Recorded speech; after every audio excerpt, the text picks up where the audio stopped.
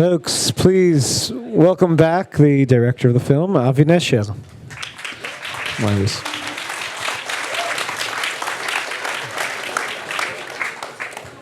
Stay wide awake, huh? Avi, thank you so much for this film. Thank you so much for being here. We have to start with, you said this is a true story. Where did this come from, and how did this? Why did you choose to make a movie about this story? It's actually two true stories. Well, you know, the two truths being stretched a bit. But I wrote this with an incredibly talented person called Noam Spencer, who is a psychologist. It's really interesting working with a psychologist because you get to analyze him. At some point, I thought of charging him by the hour, but I didn't. Basically, really interesting man. And the story of the man who married the woman who became pagan is a guy who went to Ramaz. He's younger than me, but I met him 15 years ago at the Jerusalem Film Festival, and he told me the story. And when I was working with Noam on this project, you know, it's called the Other Story for a reason, obviously. You know, I mean, there's a lot of other in Israel. There's a lot of other in this country as well at this point. And we just mashed these two stories together. So let me ask you about the title as we talk about Other. The Other Story. What was your main reference for that title, apart from the song at the end, of course? Well, as you know, I mean, Israel is at a point now where the threat for Israel is much more internal than external, because the internal division between Orthodox and secular and Arab and Jew and new immigrants and people who live there forever. And, you know, I mean, people use the terms tribes to describe, you know, the way the Israeli society has been fragmented. And there's a old Yiddish joke about this drunk who crosses the street, and he gets to the other sidewalk, and he asks people, can you please tell me where's the other side? And they tell him, you just came from the other side. And they said, funny, they told me it would be here. So that's the story of Israel, you know. I mean, we had election, there was much dissatisfaction, we're about to have another one. You know, I guess you guys are having your own way with democracy, as we are. It's a time when there's a lot of resentment between people, and we all think that we are totally right, and we're probably wrong. That, you know, there's another side, and I have a lot of friends who are Baalei Tshuva. I have a lot of friends who are terrified that their kids will become Baalei Tshuva. And I thought it would be interesting to make a movie that would get a conversation going. I'm a great believer about movies that do not provide answers, but ask the right questions. And what made me, I mean, the movie was obviously very successful in Israel, but I was told that in Jerusalem, where Israeli movies do not do well, it was a big hit in theaters there, and they would have on a given night secular people and religious people, you know, under the same roof, watching the same movie, having arguments. And as you know, when people talk to each other, they don't shoot each other. So that's... It's really one of the fascinating and surprising things I have to say about the film is that you'd expect, when it's a story of a father who doesn't want their child to become religious and is resenting, when it's made by a secular, if I could call you a secular director, you'd expect it to be more critical, and I feel like it's not ultimately making a statement of your children should not marry Orthodox people. It actually has, I think, a bigger statement about family, and that family should possibly even fight to stay together. Well, you know, the guy who plays the musician, Natan Goshen, he's a big pop star in Israel, and he's a Baal Tshuva. He's very, very religious. And when I auditioned him, I really liked him, and I told him I wanted to be in a movie, and he said, if you're crazy enough to hire me, I'm crazy enough to do it.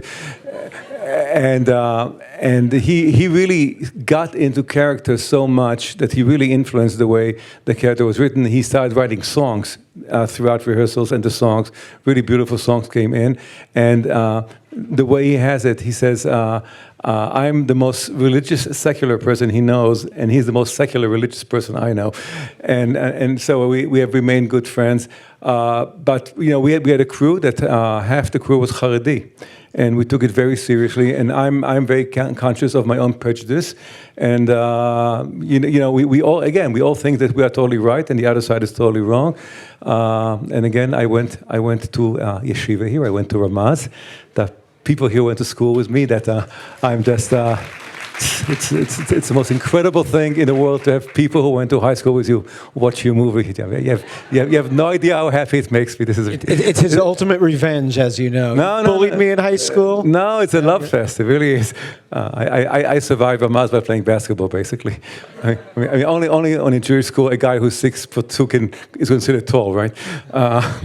But yeah, I mean, again, I was really interested in making a movie that would get those different Israeli tribes talking to each other, and in many ways, the very success of the movie. I mean, you know, when the reviews came out, they were very good, and then you're afraid that the movie that's so well reviewed will not do well commercially, and it was the #3 movie. I mean, it beat all the big American blockbusters. It was like really a phenomenon. It really a tribute to the Israeli public, you know, willing to face something which is not just straight entertainment.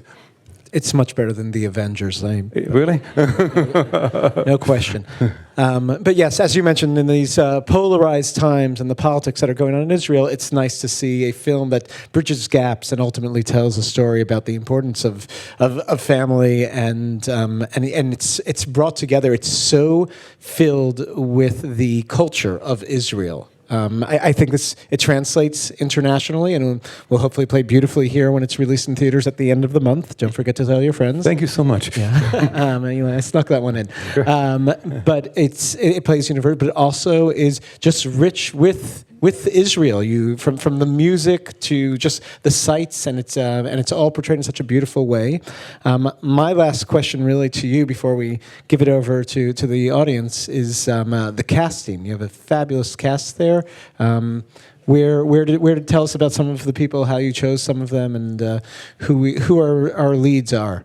Well, yeah, I always write movies with very wide cast. I mean, real life doesn't have leading characters. Real life, I mean, we can write a movie about this theater, and everybody has an interesting life and meaningful life. So from Halakha to this movie, I write, ensemble pieces, and it takes me forever to cast. I mean, I've been told that when I cast, I can do a national census at the same time, because I just see everybody. And I don't use actors as hired hands, or as parakeets just to read my text. I treat actors as worthy fellow creators. And when I write, I never know what the characters look like. I know what they feel like. And I don't tell my actors about characters. I ask my actors about my actors, and I rehearse forever, and I rehearse and I rewrite, and by the time we are done, the actor is totally convinced that he's the character, and that every word that the character says is something that he or she thought, and it films differently. In Turn Left, at the End of the World, there's a close-up of Netta Gerti, who plays one of the characters, and she has this little muscle twitch right under her left eye, and I do not know how to direct muscles, and she doesn't know how to activate muscles. But when you're so much in character, in a way you are possessed. So making this movie was a joy. The young girl who plays Anat was also in past life, and she has won many awards, including here in Tribeca. And, these people are my comrades and my friends, and I refer to this movie as our movie, not my movie. Wonderful. They did a fantastic job. We have time just for a couple of questions, so who's a brave soul? We got one down here. Hi, nice to meet you. The movie is amazing. Thank you. Just a small question. A lot of moving parts, everything very interesting, but you mentioned that she did not like to be lied to, the star of the movie, and at the end you chose that she would lie, and I wanted to know why, because I think there was something behind all this. Because I come from the Middle East, and one of the many problems in the Middle East is we tend to kill people who do not adhere to our truth. So truth can become a very complicated issue, and in the West, it's all about truth and all about justice. But for me, it's all about life. And truth is a wonderful value, and justice is a wonderful value, but having, children survive is more important, and having families survive is more important. And, all those, we are really accustomed to the man going out and fighting the good fight to make the world just right. Well, that's just his way of seeing the world being just right. The other guy sees the world very differently. So truth is a very, very tricky thing. And, secular people have their own truth, which is very rigid, and religious people have their own truth. And it was important for me to make a movie that doubts, the very foundation of our basic Western philosophy, where truth and justice are supreme values. It does remind me of a Talmudic debate that you probably studied in Ramaz about how to dance at a wedding. Ketzad melakdim lifnei hakala. How do you dance before a bride? And yes. should Beit Hillel says you have to Beit Shammai says you have to be honest to a bride and tell her that she's what she looks like, and Beit Hillel says that you could lie to a bride. She said she's beautiful. Well, the thing is, I really believe that if you're going to go to trouble to making a movie, you should throw something out there that would get kind of people riled up and get a discussion going. And when we were working on the soundtrack for this movie, I'm not sure that this sound system can support what I'm about to say, but we had this whole system where this whole layer of subliminal sound, where throughout the movie, within the notion of music and sound effects, there are prayers. They're all kind of Christian prayers and Jewish prayers, and you can barely hear them, but you can feel them. And we were looking for somebody who could mix it, because it's very difficult. And there's one guy in London, who grew up in the Stanley Kubrick editing room, and he did a lot of Harry Potter movies. So we sent him the film, and he liked it very much, the rough cut. He said he would do it, and he said, how much money you have? So we told him, and he said, okay, seriously, how much money do you have? And we said, that's how much money we have. And he said, we can give you 2 days. And he said, well, I'll do my best. And we came to London. We stayed for 3 weeks because we're Israelis and we can. And I really drove him crazy with driving the sound all around. And on the very last day, we were having lunch, and he looks at me and he says, Avi, you really remind me of Stanley Kubrick. So being an Israeli, I couldn't let the compliment, alone, right? So I had to dig in for some more, right? I said, really, Graham, in what way am I like Stanley Kubrick? And then he said, yeah, both a pain in the ass. but I take it as a compliment, because I think a director, should be a bit of a pain in the ass. You need to make movies that hopefully you were entertained, and hopefully you found it, funny and moving, and the music is great, right? Natan Goshen is amazing. And hopefully you will take something home with you, and next time somebody will badmouth lying, you'll say, well, some lying can be useful as well. We have a question on that side.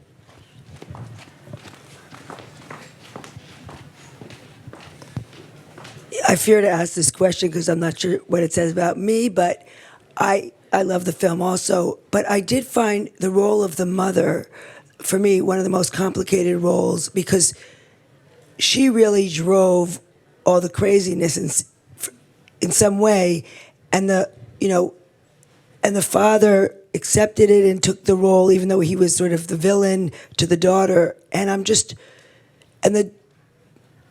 despite everything, the daughter didn't seem fazed by her mother.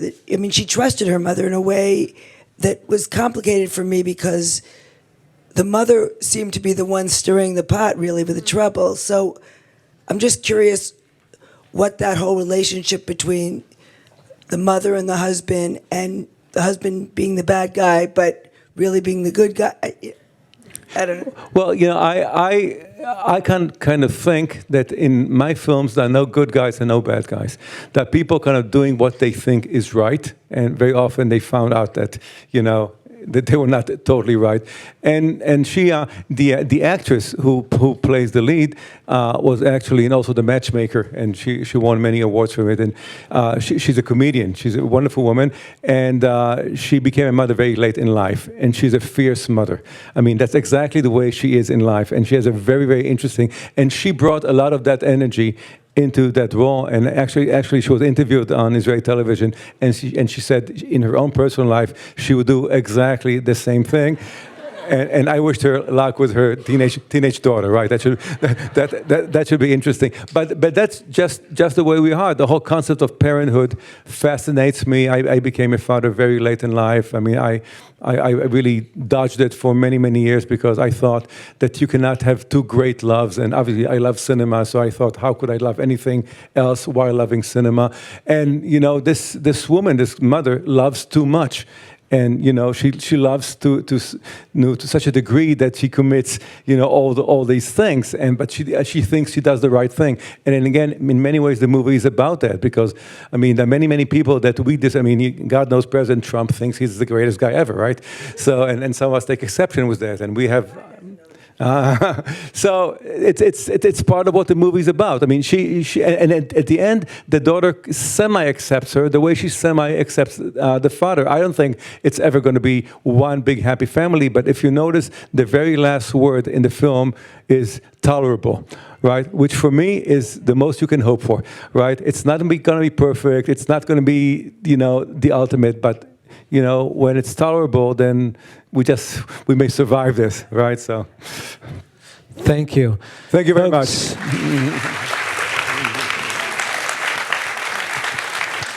Thank you for this film. Thank you, folks. I'm reminding you that the film opens in theaters at the end of this month. There's a reception upstairs, but you do not want to exit from here. You want to exit from the top.